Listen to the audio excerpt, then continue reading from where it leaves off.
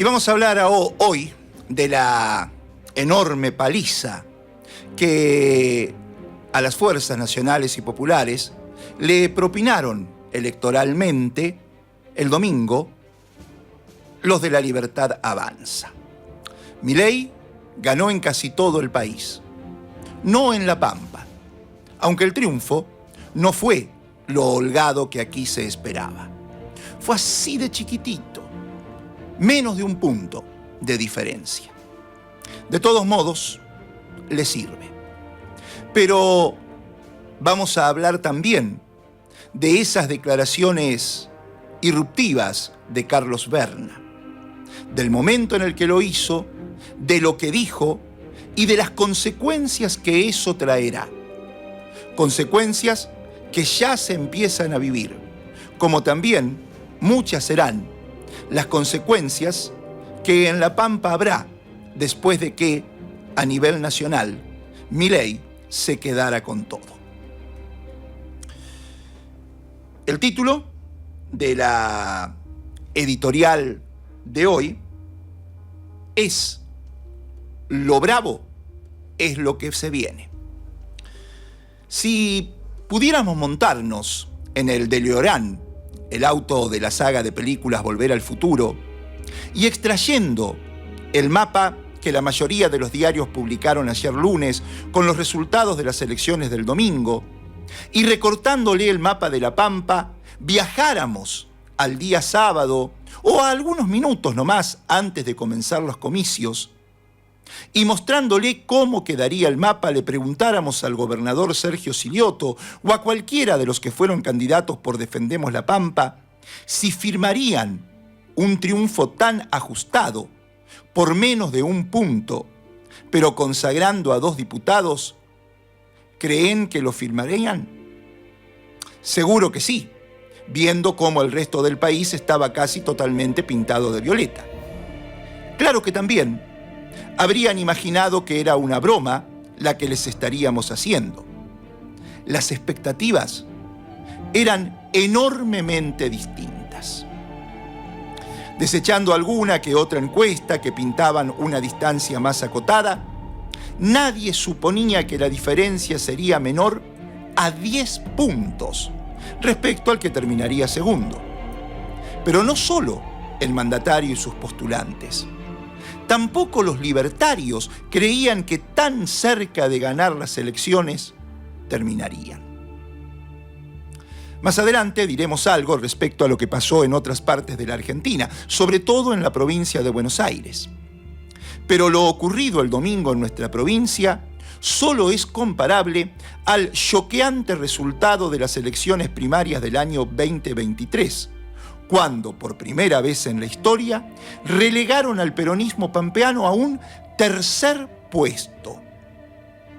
El impacto es tremendo y desconcertante, tanto que aplica casi en su totalidad la letra de Desencuentro, ese tango que escribiera Cátulo Castillo y con música de Aníbal Troilo magistralmente cantara el polaco Goyeneche.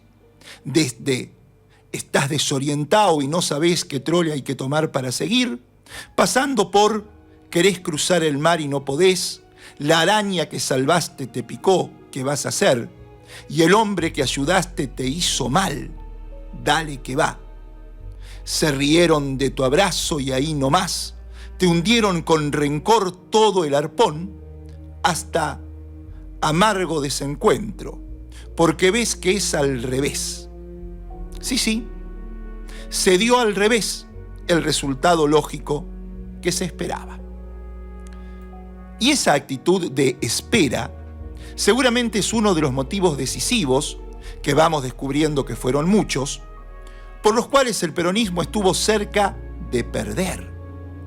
Es que la crueldad, la debacle y la corrupción de la gestión Milei, sumado a la imposición de su plan económico, su implosión, justificaban la aplastante victoria del peronismo en provincia de Buenos Aires el 7 de septiembre. Lo mismo pasaría en el resto del país en octubre. Era la sensata conclusión que cualquiera sacaba. Se imponía entonces no hacer olas y dejar que el derrumbe del neurodivergente fatalmente se diera. Era lo aconsejable, acá y en el resto del país.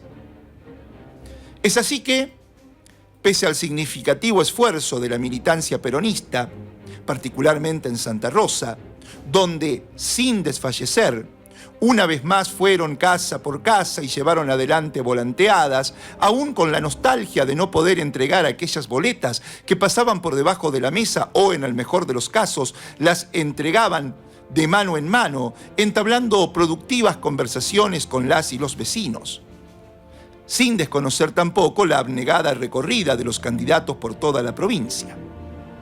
Lo cierto es que, en todo el país, se limitaron a pelotudear. Hasta se vio a dirigentes con una boleta electoral impresa como gigantografía en una campaña electoral para enseñar cómo votar, como refugio adecuado para no discutir política. Y mucho de eso hubo también aquí. Reveladora fue la vicegobernadora Alicia Mayoral cuando salió de votar. Yo quería estrenar la boleta única y me pareció sumamente sencilla. Y la verdad es mucho más fácil operativamente que poniéndola en palabras. Creo que la hicimos muy difícil durante toda la campaña explicándola, señaló la vicegobernadora. Futbolísticamente hablando, se suponía contar con la ventaja y había que dejar pasar el tiempo para que se terminara el partido. Se cedió campo y pelota, se esperó al rival parados para contragolpear, de nuevo, refugiados para no discutir política, y se terminó colgados del travesaño y a los gritos de «la hora, referí». De todos modos, era una actitud bastante irreprochable. El panorama invitaba a eso. Todos daban por descontado un amplio triunfo de Defendemos la Pampa. Hasta Carlos Berna fue explícito.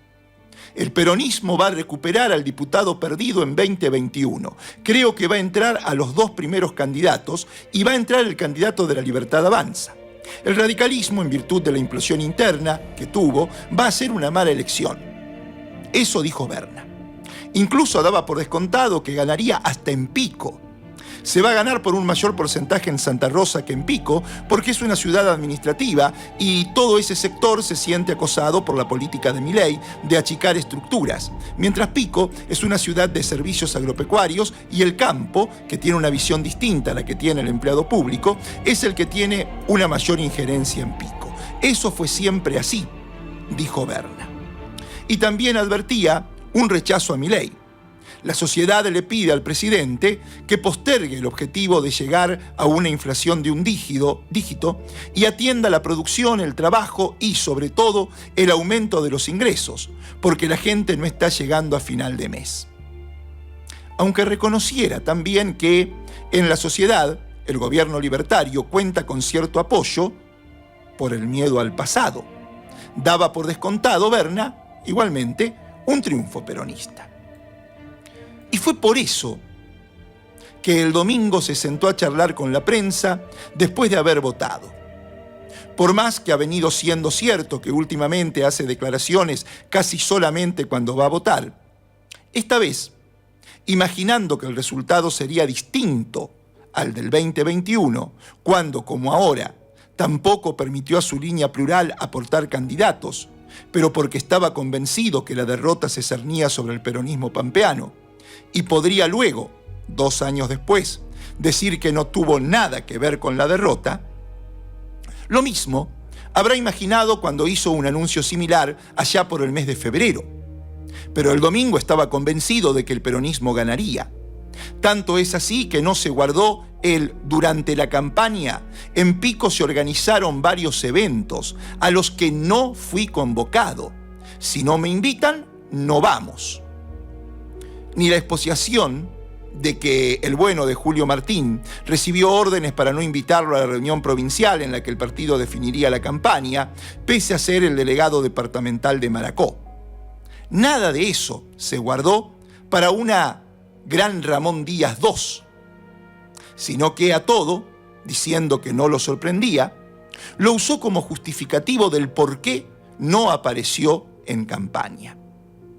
Y otro indicio de la seguridad de Berna en la victoria fue que no cargó contra el gobernador, que se prevería sería el gran ganador unas horas después, sino que le agradeció que haya respetado la decisión de la línea plural de no poner un candidato y hasta lo postuló para cuando deje el centro cívico.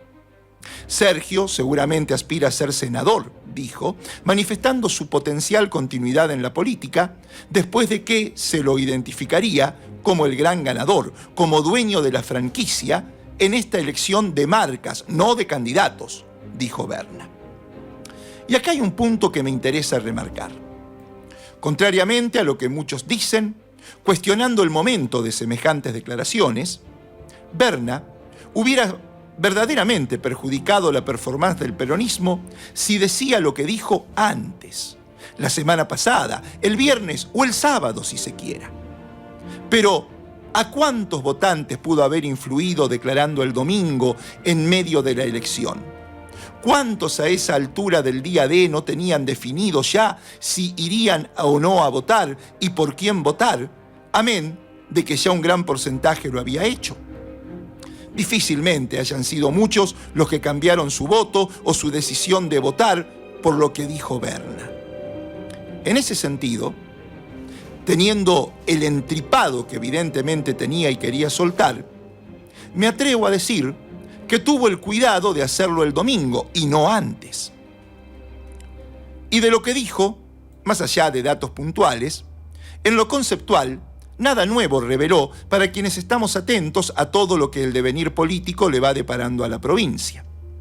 Casi todo lo que dijo, lo hemos dicho, o al menos insinuado, en este espacio en el que desde hace tiempo venimos mencionando lo del triángulo de hierro que comandan casi todo el accionar del gobierno. El mandatario, su secretario general José Vanini y el senador Pablo Pali Bensúzan. Otra vez, preservando al gobernador, intocable porque sería ganador, les entró duro a los otros dos. Con Vanini llenó los casilleros que había dejado vacíos cuando hace un par de años habló de funcionarios que no funcionan y reveló que cada cargo que ocupó fue por ser familiar mío. Y de Bensúzan recordó que es el primer senador que el peronismo consagró por la minoría, es decir, después de haber perdido una elección, y lo señaló como el que ordenó que se lo dejara fuera de la campaña. Durísimo. Así, calibrando lo que decía, porque necesitaba decirlo, con el resultado que se imaginaba, iba a darse no solo en La Pampa, Berna pretendía demostrar que, pese a que no sería el gran ganador, estaba vivo, dispuesto para las batallas que se presentaran. Volveremos a lo suyo. Ahora, quiero referirme a la anecdótica trifulca que se dio en el partido en la noche de los, se podría decir, hasta forzados, por lo exiguo del resultado, festejos. La amplia y sobre todo decisiva victoria en Santa Rosa lo llevó a imaginar al intendente Luciano Di Napoli que era su momento de ave fénix, después de haber quedado reducido a cenizas cuando se quedó sin nafta hace solo 4 meses, cuando quiso disputarle la presidencia del partido al gobernador. Es que imaginaba contar con todas las cartas del mazo. Si en La Pampa el peronismo perdía, imitaría al Berna post-derrota del 2021 con aquel "no tuve un carajo que ver con el resultado de esa elección". Copete recordaría aquel "no nos hagan de lo responsables de lo que pase en octubre", cuando terminó bajándose del ring al que quiso subir a Silioto. Y si en La Pampa el peronismo ganaba, triunfando en Santa Rosa, sentenció que Pico fue, es y será la capital provincial del peronismo, Berna, y él lo imitaría, pretendiendo que se lea linealmente que si el oficialismo ganó en la ciudad es porque él la gobierna. Entonces, juntó a sus funcionarios y a copar el partido. Pero en el peronismo de Santa Rosa, justamente, lo que todos saben es que esa linealidad no se da, porque él, Di Napoli, rompió con la misma. A lo largo de su gestión como presidente del Consejo Local de Unidades Básicas, las tuvo desmovilizadas y después, cuando no consiguió que lo acompañaran en ese desafío al gobernador, renunció a esa titularidad y, si antes se lo veía poco en esos locales, desde que tuvo que bajarse de su más caprichoso que audaz intento de desbancar a Silioto, ya no se lo vio nunca por las básicas. Por eso, es muy real que la gestión, el mercado municipal, sobre todo cuando sale a los barrios y se hace de cercanía, el parque lineal, la calle Felice, el plan cloacas, por eso dijo, es muy real que la gestión, muy por encima de la vara que a Santa Rosa le habían dejado las dos administraciones anteriores, Larrañaga y Alto Laguirre, que no habían sido tan altas, por cierto, esa gestión de Di Napoli hizo su aporte. Pero a la campaña propiamente dicha, se la puso al hombro la militancia, que Copete dejó huérfana cuando anunció que no se haría cargo de lo que pase en octubre. Y como históricamente ocurrió, él y la peronista no hacen la misma lectura que quiere imponer el diario La Arena. Y fue el subsecretario de Política Social de La Pampa, Javier Weiss, quien puso las cosas en su lugar. Estaban equivocados los que pensaban que el camino era hacerle una interna al gobernador y especularon hasta el último minuto, esquivándole a la campaña sin poner el cuerpo. Este triunfo en Santa Rosa no le pertenece a los que corren a sacarse una foto el día de la elección. Este triunfo le pertenece a cada militante, a cada compañero y compañera, a cada vecino que confió una vez más en nuestro espacio político, tuiteó Javier Weiss. Se me cruzó Cristina. Hay que aceptarlo. La realidad es la política y la política hoy la representa Cristina en cualquier escenario, por eso estas elecciones fueron tapas de todos los diarios nacionales. Fue la razón por la cual Jorge Lescano justificaba su derrota electoral justamente frente a Di Napoli por la candidatura a intendente del Frejupa, aquel 17 de febrero del 2019. ¿Te acordás? Más allá de que se quiere imponer un análisis generalizado que la debacle del peronismo en todo el país responde a un hartazgo de la ciudadanía con el kirchnerismo, en La Pampa, y en una rápida observación lo mismo ocurre en Santa Cruz, donde ganó el cura Juan Molina, en La Pampa, si Cristina se les cruza, el peronismo gana. Ya a partir del mismo discurso con el que Berna descalificó a Abelardo Ferrán, ratificando lo que en redes sociales pretendieron instalar en la última semana, yo estaba del lado de La Pampa y él me puteaba desde el lado de la Cámpora. Es un mal candidato que, como ministro de la Producción, en una provincia agropecuaria defendió la 125 y el cierre de la explotación desde la exportación agrícola. Disparó el exgobernador que, insisto, convencido de que el peronismo ganaría bien los comicios, le bajó el precio, asegurando que era una confrontación entre marcas. Como sea, Ferrán ganó. Y entonces, según el ingeniero, ganó un kirchnerista. Indudablemente, una significativa porción de las y los votantes santarroceños son kirchneristas. Y su militancia ratifica permanentemente esa pertenencia. El triunfo más importante del peronismo se dio en Santa Rosa, con casi el 49% de los votos, sacándole 6.550 votos a La Libertad Avanza, 32.835 contra 26.285. Y a no dudar que, en todo el oeste, donde se impuso claramente el peronismo, si se hila fino, fueron todas victorias kirchneristas.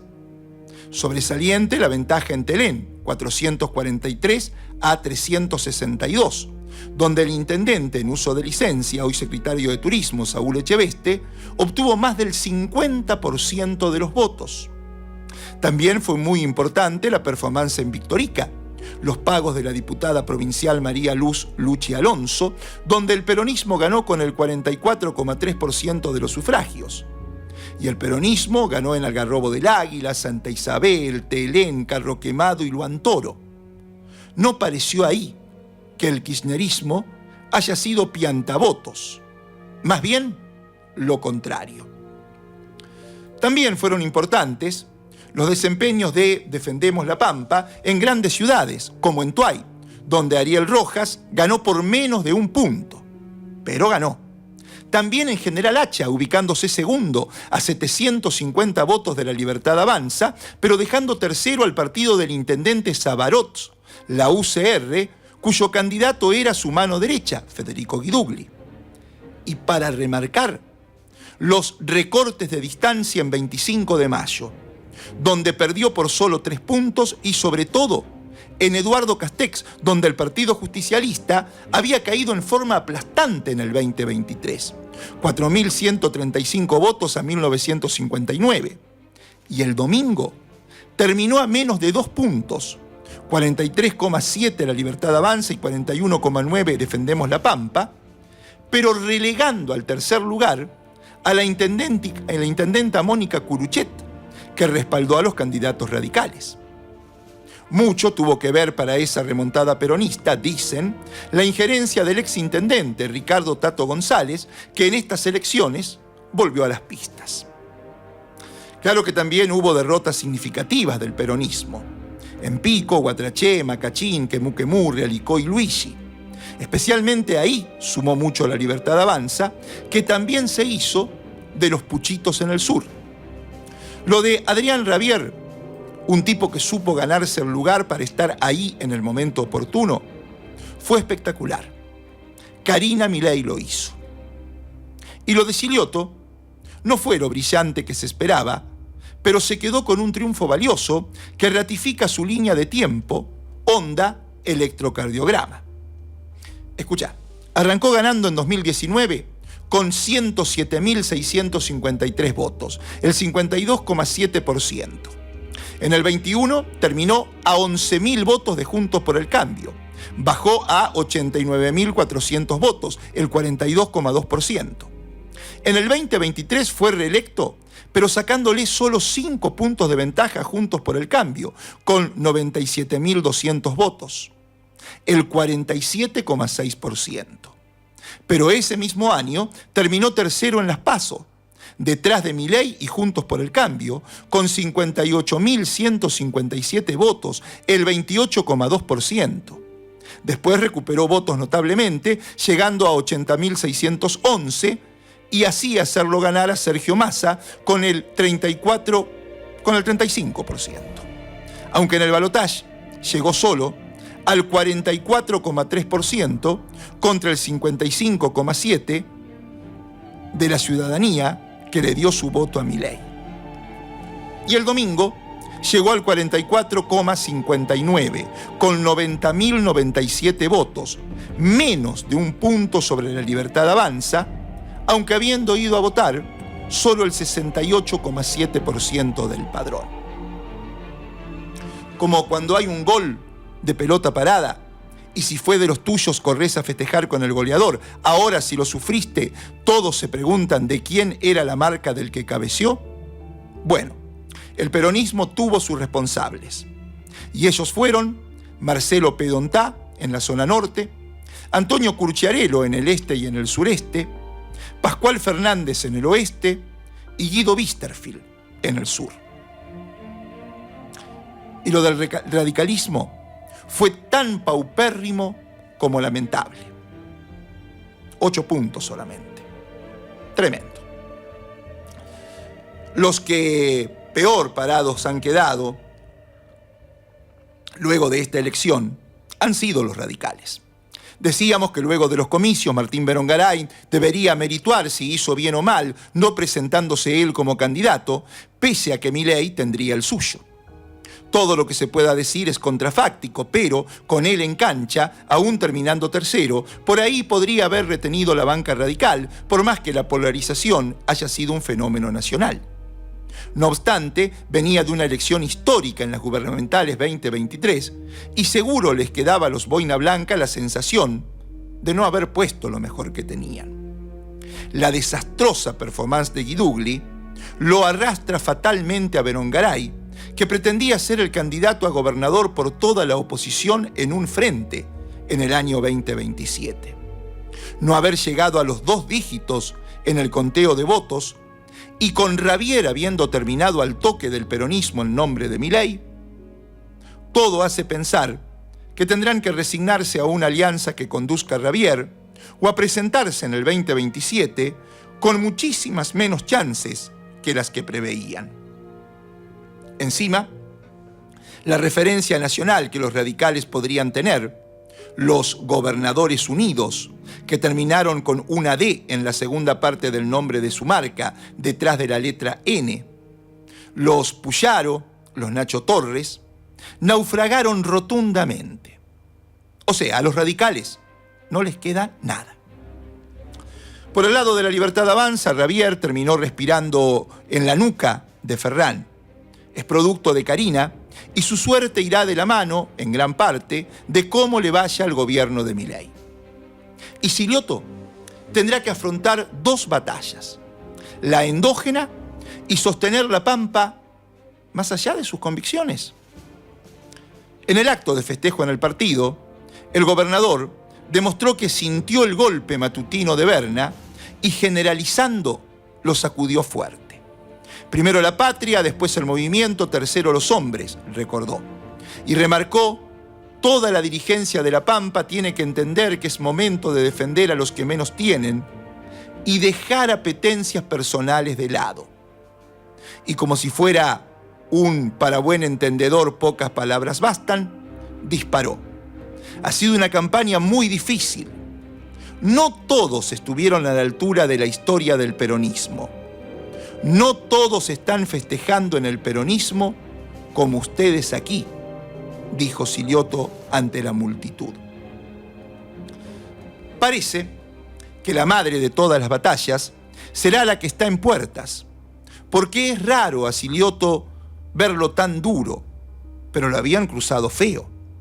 Berna, después de pedir la cabeza de su secretario más cercano, haciendo explícito algo que, de ocurrir, jamás se esperaría que trascendiera, hubo una reunión de algunos diputados y de la vicegobernadora con el gobernador y con Vanini, en la que le pidieron a Vanini que renunciara.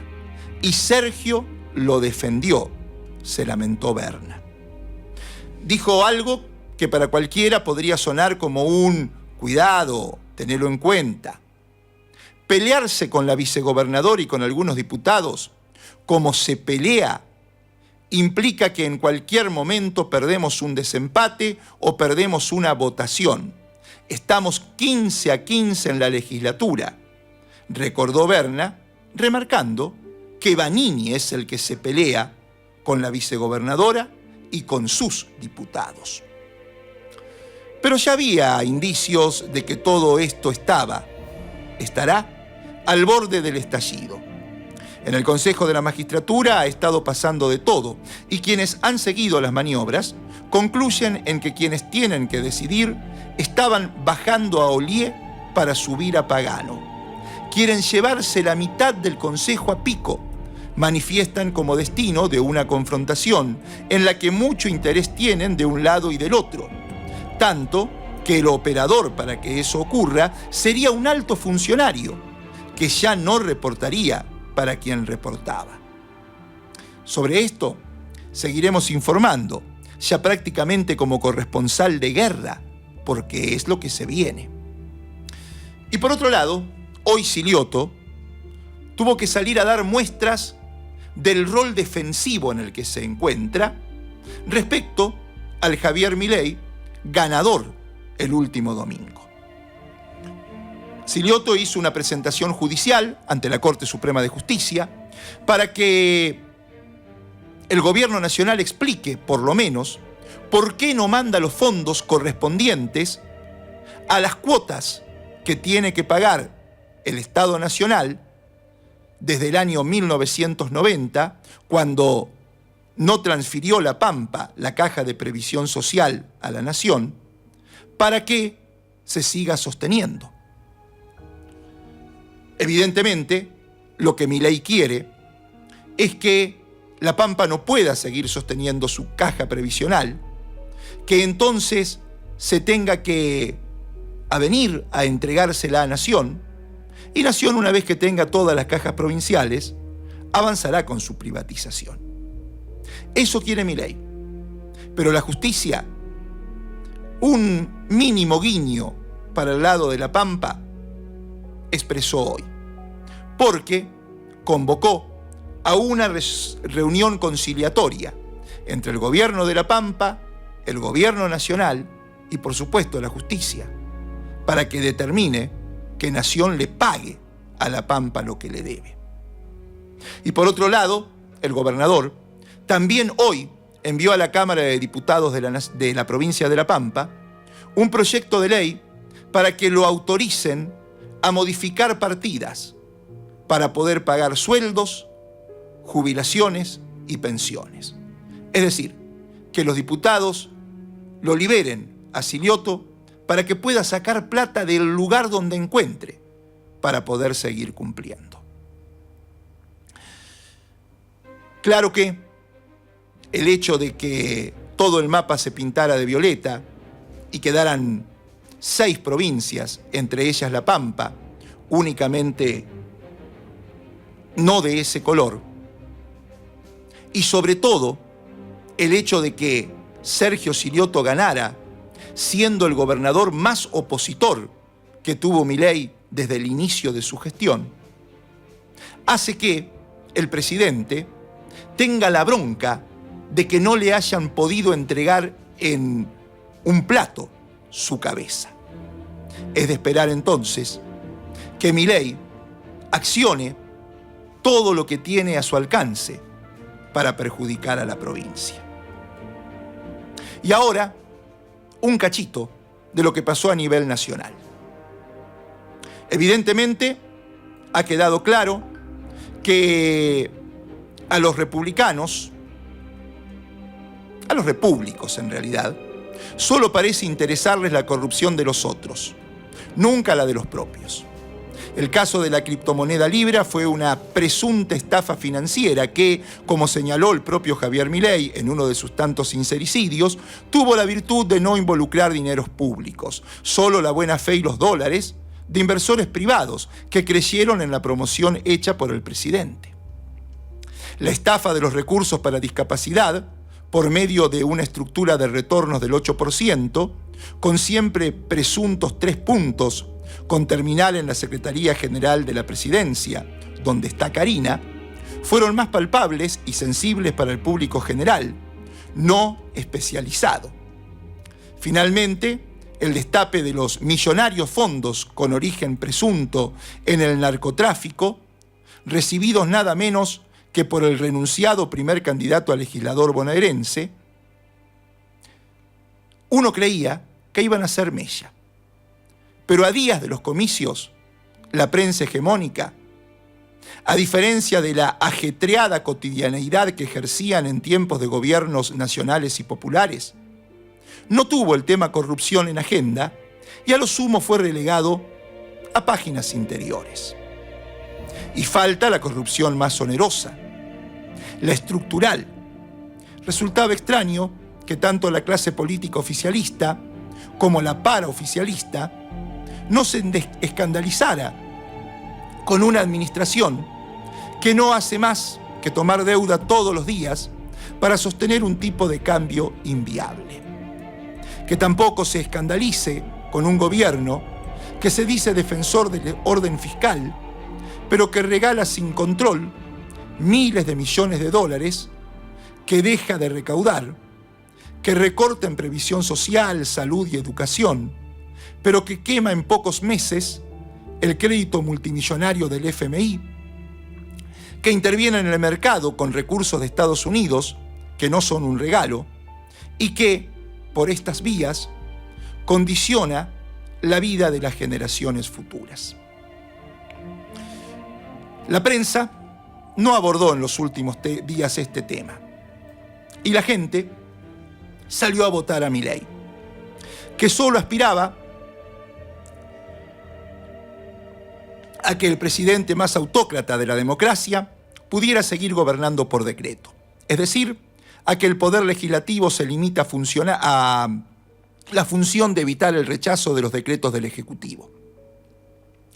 Perimido el sueño embelesado del triunfo electoral tras el ajuste más grande de la historia, el número áulico que buscaba Milei y los suyos era solamente 33% de las dos cámaras. Hasta se lo hicieron entender a los gobernadores del gran país exportador de democracia. Fue el propio secretario del Tesoro estadounidense, Scott Bessent, quien explicó para todo el mundo que para el administrador formal de la nueva colonia, ganar el domingo era solamente ganar el tercio. Quizá la gente se asustó, quizá la gente no quiso volver atrás, quizá la gente supuso que volver atrás iba a ser el 125% de inflación. Muchos quizás pueden justificar el voto mayoritario, absolutamente mayoritario, que recayó en Javier Milei. Y ahora, no es que vayan a devaluar, no lo hacen ahora porque primero necesitan comprar o canjear los títulos públicos de deuda argentina en pesos por billetes y o títulos en dólares. De otra manera bajarían mucho la cotización y le generaría una cuantiosa pérdida a quienes los tienen, que son todas esas empresas financieras que operan en Manhattan. Después sí, van a convertir esos títulos en recursos naturales y en las empresas del país que les interesen. Estallará la inflación y entonces el resultado de las elecciones legislativas nacionales del último domingo habrá de convertirse en un fiasco para todos aquellos que volvieron a confiar en Milei. Pero ahora, en el Congreso, ya no habrá chances de ir por un juicio político. Habrá que bancarlo a Milei y toda su crueldad y todas sus medidas de ajuste. Habrá que bancarlos o será la calle la que comience a hablar. El título de la editorial de hoy es Lo bravo es lo que se viene. Mi nombre, Javier Alejandro Urban.